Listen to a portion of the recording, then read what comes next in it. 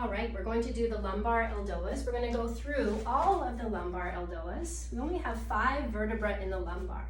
So the very first one is L1, L2.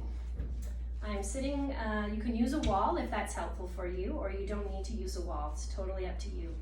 Your legs are going to be just a little wider than your hips. We can wake up the feet a little bit, curl the toes a few times. Find the sit bones, level pelvis, line everything up. I'm going to let my legs roll inward, energy out through my heels, long flat spine. For this one, my legs are narrow, so my arms are going to be in a wider V. Spread my fingers, push out through my hands. Think of my pelvis sinking down as the top of my head is pushing up, pushing up. So this is L1, L2. You can take 5 to 8 breaths here. In the beginning, maybe 5 or 6 breaths, but as long as you can still feel like you're decompressing, pulling the spine apart, and we always come out soft and slow, kind of gentle. All right, relax the spine. Let's go a little wider with the legs. Now we're doing L2, L3. Again, the legs are stretched, so they're gonna wind in a little bit. Try not to work the hip flexors. So if the hip flexors are working really hard, you might wanna use a wall or something for some support. Could be the back of a couch. Sitting yourself up a little higher can also help. Legs are wide, so for this one, L2, L3, the arms are just as wide as our shoulders. Push up through your palms, long, flat spine. I have the wall here, so I'm just going to use the wall. It also gives me some information. Most of us tend to slide the ribs forward, so let's pull that lowest ring of the ribs back and slide up a little bit. My sit bones are reaching down, my heels reaching out. The bottom of my skull lifting up, my chin kind of drops and pulls back, right? Eyes look down.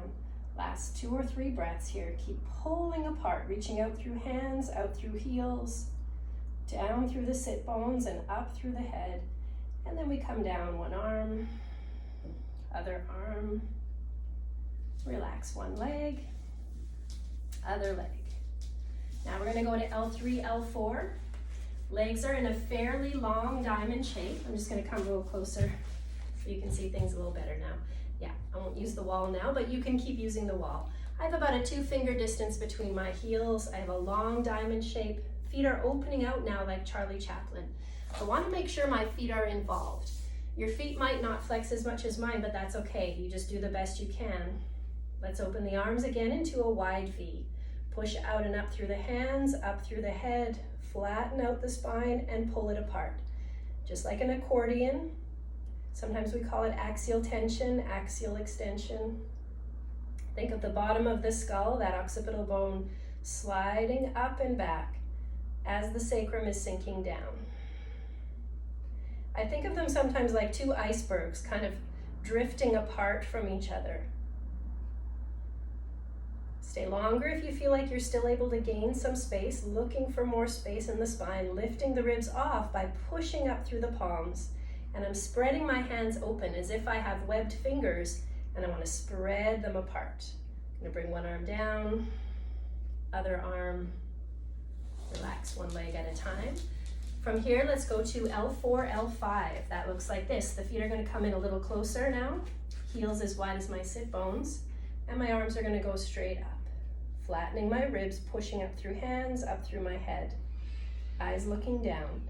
Again, 5, 6 breaths here. Maybe 8 breaths. Over time, we want to stay a little longer. But if you're getting that signal from your body that just nothing else is going to happen, you listen to that and come out. But as long as you feel like there's a possibility of more space, and the breathing is soft. When you've had enough, we come out softly. We never want to just snap out of the poses and relax your leg. So the next one, the last one I'm going to do in this little series is L1-S1. So I'm going to use the wall now, and I'm going to roll onto my side, and I want my pelvis quite close to the wall. You can decide. If your hamstrings are tight, you're probably going to have knees bent, and your bum might be further away from the wall. I'm going to stretch my legs just about as wide as my sit bones, wind the feet in. I'm going to flatten my ribs. I feel like I need to kind of walk myself away. You can use your hands to manually decompress the spine for a few breaths, flattening the ribs, flattening the neck.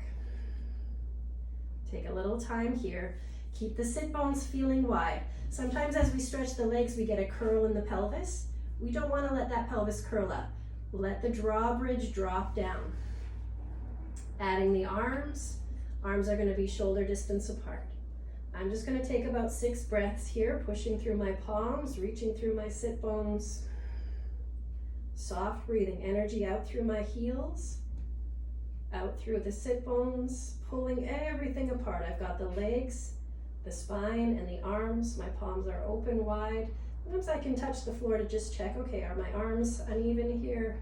Last few breaths. And then I relax one arm, other arm, one leg, other leg. And now you could just give yourself a little rest here. I also recommend repeating this one.